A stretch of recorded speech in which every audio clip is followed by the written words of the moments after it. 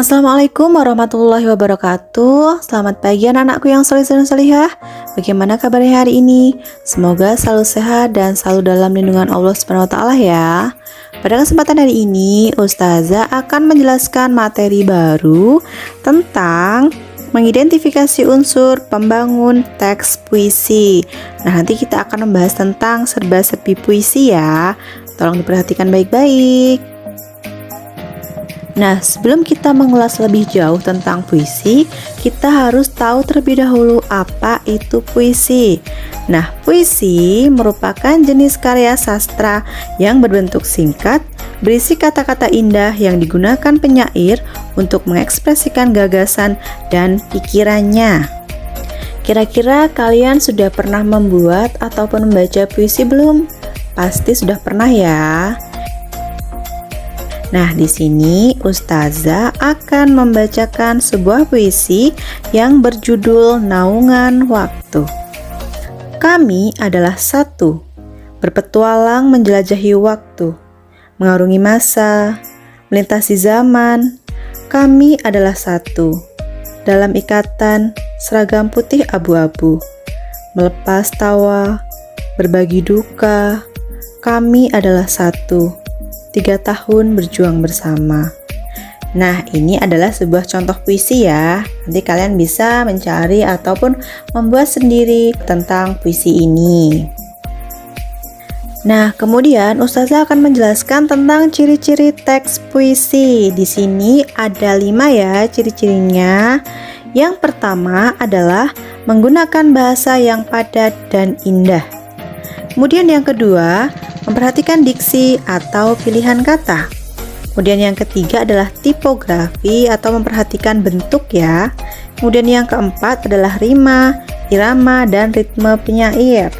Kemudian yang terakhir adalah mempunyai daya imajinatif dan figuratif. Ini adalah ciri-ciri yang ada pada teks puisi ya. Nah, di sini juga ada unsur-unsur pembangun puisi ya. Nah, puisi ini ibarat sebuah bangunan. Jadi, sebagai bangunan, puisi itu harus memiliki unsur-unsur pembangun yang dapat dibedakan menjadi 2 struktur, yaitu struktur lahir atau struktur fisik, dan yang kedua adalah struktur batin. Nah, Ustazah akan menjelaskan satu persatu ya, apa itu struktur lahir atau fisik dan apa itu struktur batin. Silahkan disimak baik-baik ya. Nah, unsur fisik atau lahir ini adalah hal yang terlihat atau tersurat dalam puisi sehingga secara lahiriah dapat ditangkap oleh indera pembaca. Nah, di sini untuk unsur fisiknya atau unsur lahirnya ini ada 5 ya, yaitu yang pertama adalah diksi atau pilihan kata, kemudian imaji atau citraan, yang ketiga adalah tipografi atau perwajahan, yang keempat rima dan ritme penyair, dan yang terakhir adalah majas atau gaya bahasa. Nah, Ustazah akan menjelaskan satu persatu ya. Diksi, dimulai dari diksi. Diksi ini pilihan kata ya. Nah, penulis atau penyair memilih kata untuk menggambarkan sesuatu hal. Nah, kemudian yang kedua, apakah itu imaji atau citraan?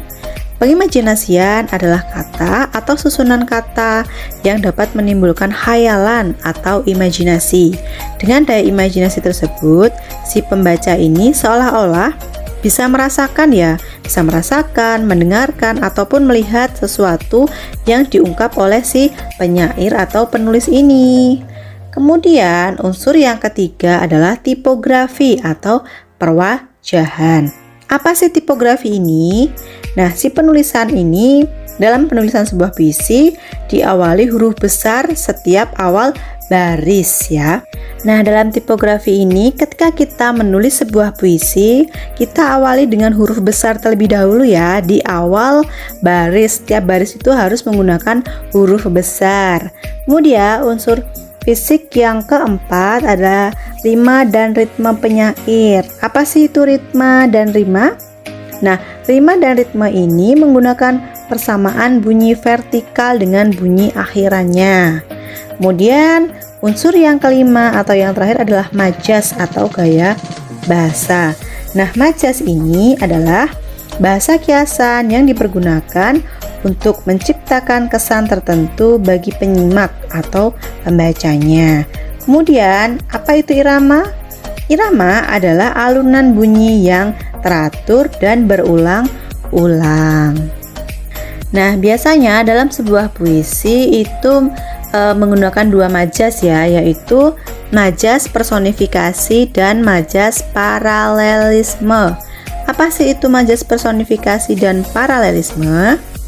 Nah, majas personifikasi itu merupakan bahasa kiasan yang digunakan untuk menggambarkan benda tidak bernyawa atau makhluk selain manusia yang seolah-olah mempunyai sifat dan karakter seperti manusia. Jadi seolah-olah bendanya itu bisa melakukan suatu hal ya, sesuatu hal yang bisa dilakukan oleh manusia, seperti itu. Kemudian untuk yang majas paralelisme adalah majas yang mengulang kata di setiap baris yang sama dalam satu bait di dalam penggunaan puisi. Nah, seperti di contoh puisi yang Ustazah bacakan tadi, seperti ini misalnya. Kami adalah satu. Kami adalah satu. Kami adalah satu. Nah, di sini kan ada pengulangan, ada beberapa. Yang seperti baris pertama itu kami adalah satu berpetualangan menjelajahi waktu. Nah, ini ada satu pengulangannya kan. Kemudian ada lagi. Kami adalah satu dalam ikatan seragam putih abu-abu. Nah, ini pengulangan yang kedua. Kemudian ada lagi pengulangan yang ketiga, yaitu kami adalah satu 3 tahun berjuang bersama. Nah, ini kan pengulangan berkali-kali ya. Ini yang dinamakan paralelisme. Seperti itu ya. Nah, tadi kan Ustazah sudah menjelaskan tentang unsur fisiknya ya. Sekarang kita bahas tentang unsur batin. Apa sih itu unsur batin? Unsur batin adalah unsur yang tersembunyi di balik unsur-unsur fisik yang sifatnya tersirat. Nah, di sini ada 4 ya unsurnya, yaitu yang pertama adalah tema, kemudian yang kedua adalah amanat, yang ketiga adalah perasaan si penyair, dan yang keempat adalah nada. Ustazah akan menjelaskan satu persatu ya. Tema adalah pokok persoalan yang akan diungkapkan oleh penyair. Jadi sebelum kita membuat sebuah puisi itu, kita harus menentukan terlebih dahulu temanya tentang apa. Misalnya tentang persahabatan kah, atau percintaan, atau kekeluargaan. Nah, kita harus menentukan terlebih dahulu ya. Kemudian yang kedua adalah amanat. Nah, amanat adalah pesan yang terkandung di dalam puisi. Jadi ketika kita membuat sebuah puisi itu harus ada amanatnya. Karena apa? Amanat ini mengandung sebuah pesan yang terkandung dalam puisi yang kita buat atau kita tulis ini. Kemudian unsur batin yang ketiga adalah perasaan penyair. Nah, yang dimaksudkan di sini adalah sikap penyair terhadap suatu masalah yang diungkapkan dalam puisi. Nah, pada umumnya ungkapan rasa ini sangat berkaitan dengan latar belakang penyair ya. Kemudian unsur yang keempat atau yang terakhir adalah nada. Nada adalah sikap penyair terhadap pembaca ataupun pendengar. Nah, ini adalah beberapa unsur batin dari puisi. Nah, cukup sekian ya penjelasan dari Ustazah mengenai identifikasi unsur pembangun teks puisi. Semoga dapat dimengerti dengan baik ya. Baik, Ustazah akhiri. Billahi taufiq wal hidayah. Wassalamualaikum warahmatullahi wabarakatuh.